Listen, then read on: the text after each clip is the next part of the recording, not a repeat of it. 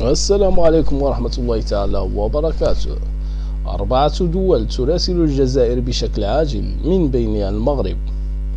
حذرت الدول الإفريقية المشاركة في دورة مقبلة لكأس إفريقيا للمحليين بالجزائر من الانفلات الأمني الذي تعرفه الملاعب الجزائرية.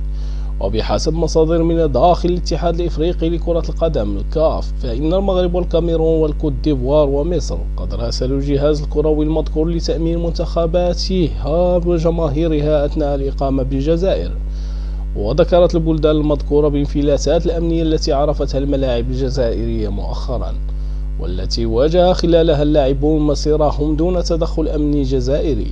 كما ذكرت البلدان المتخوف من سوء التنظيم في الجزائر من اقتحام الجماهير لأرضية الملعب في البطولة الأخيرة التي احتضنتها الأخيرة دون أن يحرك الأمن الجزائري ساكنا.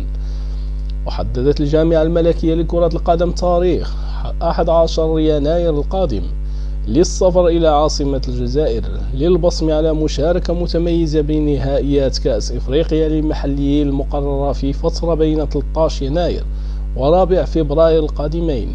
وطالبت الكونفدرالية الإفريقية لكرة القدم المنتخبات المشاركة بالشأن بضرورة الالتحاق بمقرات إقامتها بالجزائر قبل 3 أيام من انطلاق المباريات، حتى تتمكن اللجان المنظمة من زيارتها للوقوف على جودة الخدمات وتوفير جميع المسائل اللوجستيكية التي تنظم قبل أي مسابقة قارية.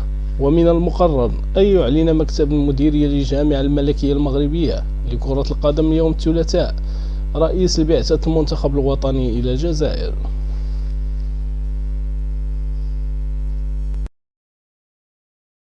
لا تنسى الاعجاب بالفيديو والاشتراك في القناة وتفعيل الجرس ليصلك كل جديد.